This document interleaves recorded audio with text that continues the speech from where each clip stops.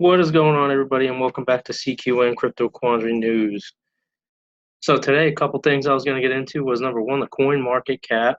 So I will refresh it so we have the most up-to-date version of it. So 65.2% BT dominance we're looking at right now. Your market cap is right here, 290,683,075,000 and a half. We have Bitcoin sitting at 10.6. We have Ethereum sitting at 226. We have XRP at 33 cents. Litecoin at $98. If you notice, Litecoin is in the number 4 spot. Bitcoin Cash is at $324 roughly. Binance is 31 roughly. Tether is, I guess it's not so stable right now. It's $1.01. But EOS is sitting at $4.25. Satoshi's Vision is 178 just about. And Tron is 2.9 cents. And Cardano is sitting at 6 cents. And Zcash in the 20s. Zcash is 25th place at 75.95.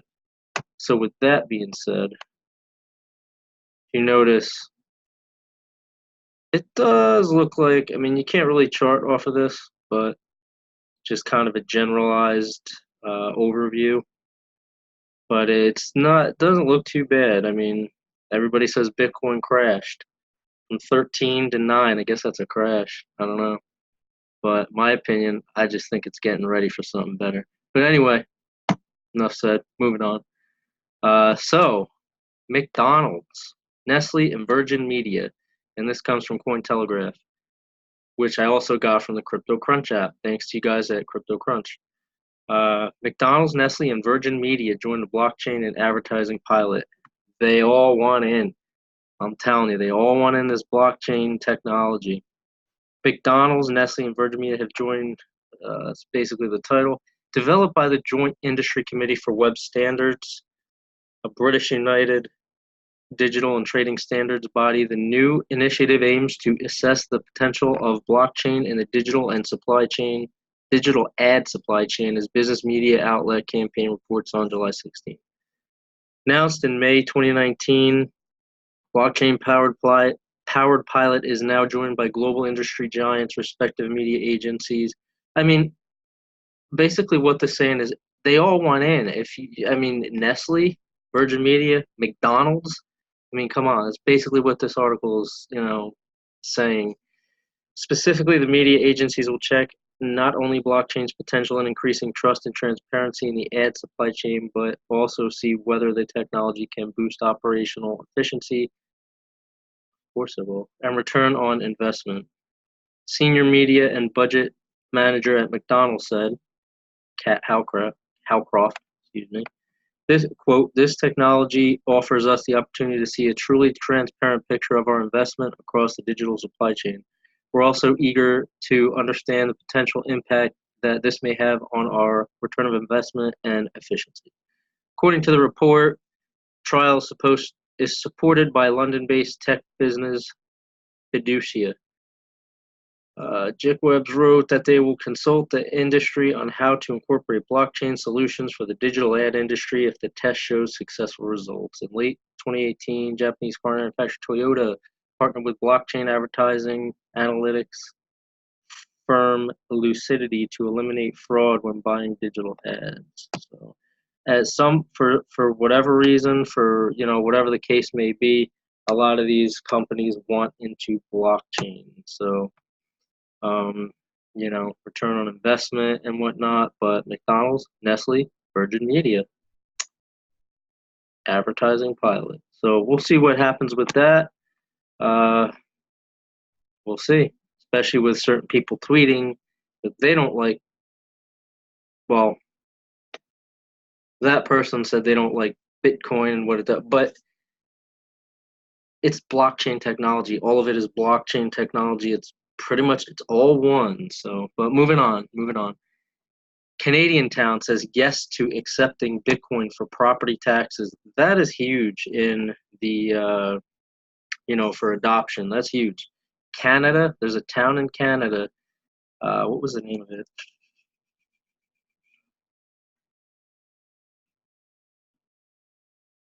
Richmond Hill. So press release published on July 15th. It's in the Greater Toronto Area.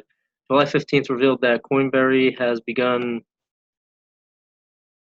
negotiations with the city of Richmond Hill in the Greater Toronto Area. The news comes after the council voted on July 10th in favor of cementing an agreement with CryptoQuandary to support Bitcoin property tax payments for residents and firms in its jurisdiction. CryptoQuandary is a financial transactions and reports and analysis center of Canada-registered firm and has been converting multiple cryptocurrencies into Canadian dollars to settle property tax payments with in this film, meaning that the municipality itself does not hold crypto directly. The same solution will presumably be implemented in Richmond Hill. So either way, whatever they're doing behind the scenes there, people will be able to pay for their taxes eventually with Bitcoin, which is pretty big news. The state of Ohio was the first to authorize businesses to pay taxes using Bitcoin. Businesses are allowed to pay 23 different taxes using the crypto through an online portal that was established by the state treasury office. So that's big news as well. I mean, that's prior news, but this March, Cointelegraph reported that the Canada Revenue Agency was allegedly auditing cryptocurrency investors and asking them to clarify multiple points, including how and through whom they purchase the assets and whether they are crypto mixing services or tumblers. So that is number 2. Canadian town says yes to accepting Bitcoin for property taxes. Good job, Canada. All right, 11-year-old here. 11-year-old Andrew Corey wrote a book on Bitcoin that hopefully a kid can understand. That's huge because it's almost like technology's pulling us into the technological phase of what's next, if that makes any sense. But it's not like, it's almost like we're not creating these things like Bitcoin. Okay, somebody created it, but a group of people created it. People saying AI created it. I mean, that's all, whatever. It is what it is. But bottom line is it was created and now it's taken off and people are realizing what this type of technology can do. And it's almost like it's pulling us into the future. So with that said, these the new younger generation is going to be the ones who really flourish in this technology. And an 11-year-old writing a book on Bitcoin that a child can understand is huge. And there was already a lot of jobs in the blockchain industry that people graduating colleges and things like that, or graduating high school, going into college, are looking forward to getting. So that'll be interesting to see in the future what happens. A lot of people even say that you won't even need accountants anymore, which it stinks because it takes a lot of people's jobs, but when one door closes, another one opens. So, I mean, we'll see what happens with that. But back to Andrew Corey, early bird gets the Bitcoin. So, like most sixth graders, all right, so I'll give you a little synopsis on this real quick. What he did was he had made a bet with his parents, I believe he said.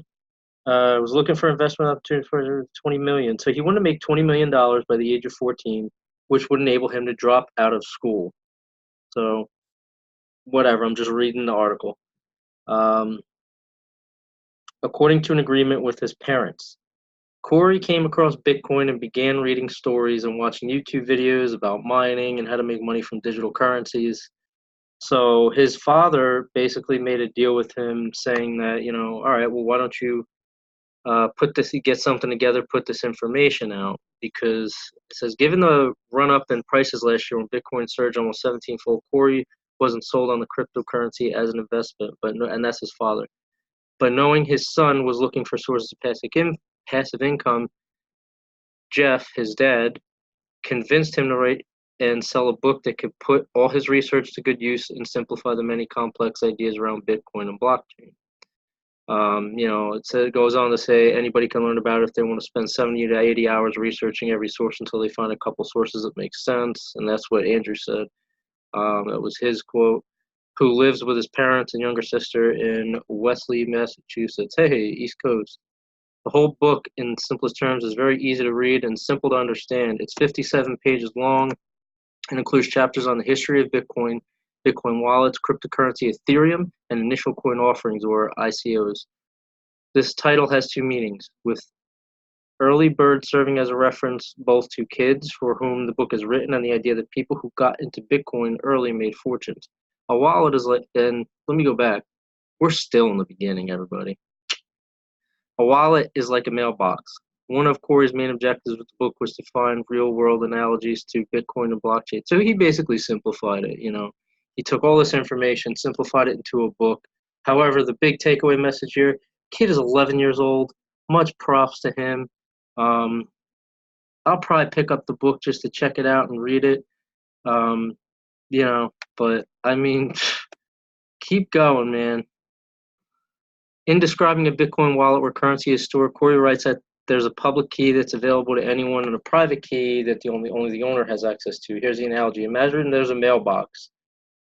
The mailman can drive the mail to any mailbox, but only the person with the key can access that mail. Makes sense. Corey concludes each chapter with a fun fact related to the topic. At the end of each chapter on Bitcoin mining, he writes that the current power consumption required for mining is estimated to be more than that of 159 countries. So it took him 3 months to research, write, and with the help of his parents, edit the book. Over the holiday period, he locked himself in his room and just cranked. Said his dad, who's been investing in stocks for 16 years and currently works for a firm in Massachusetts, Waltham, Massachusetts. Andrew said he owns 0.00222 Bitcoin, about $22.50. Now, that's when this article was written. But he just bought before Christmas when it was higher. And a little bit of Ethereum, but that he's not buying anymore and would rather own Amazon shares. Okay. At the end of the book, he said he's reading Brad Stone's book, The Everything Store, Jeff Bezos and the Age of Amazon, which is huge too because Amazon already has stores out there that nobody needs to run. I mean, you go in there, you do your thing, you pick up your stuff, it's all on your phone, you walk out and it's paid. So, I mean, that's, again, technology pulling us to where it wants us to be. Some say it's scary, some say it's, it's the way things are going, which is how I found out about Kindle Direct Publishing, he wrote. So he ended up publishing it through Kindle Direct. He's only partially ready to reveal. He's going to do a mobile app for math flashcards that he aims to scale to $2 million in earnings so he can sell it 10 times the profit. In the meantime, he's stuck in middle school. Well, Andrew, if you're watching, keep doing what you do and educate all your friends on Bitcoin and more so blockchain technology. Get them all into it, man. Teach them. And if you guys do want to pick up his book, it's right here. If you have Kindle Unlimited, it's $0, and then you have the paperback for $10. So selling used for $9.97. I mean, you might as well just buy the brand new one, whatever. 3 new from $2.99. Early Bird Gets the Bitcoin by Andrew K. Corey. That's pretty crazy, though. You have 11-year-old writes a book. Good stuff. So like I said, Bitcoin dominance was at 65.2%, and I'm just going to leave this up here for your top 10, top 12, whatever you want to call it, cryptocurrencies. And there you go. Everybody have a great day. Thanks for watching. And remember, they all are going to get into blockchain technology. McDonald's, Virgin Media, Nestle, they all want it, in some way or shape or form. You got an 11-year-old writing a book on Bitcoin. Early Bird Gets the Bitcoin. He explains a little bit of Ethereum in there and everything else. The wallets, how it works, private keys, and everything. And then you also had Canada, a town in Canada, Richmond Hill, accepting Bitcoin to pay taxes with. And our Bitcoin dominance was at 65.2%. So rock on, have a great rest of your weekend, and stay tuned for the third video because you don't want to miss that. Thank you for your time. Like, share, and subscribe, and I appreciate each and every one of you. Thank you.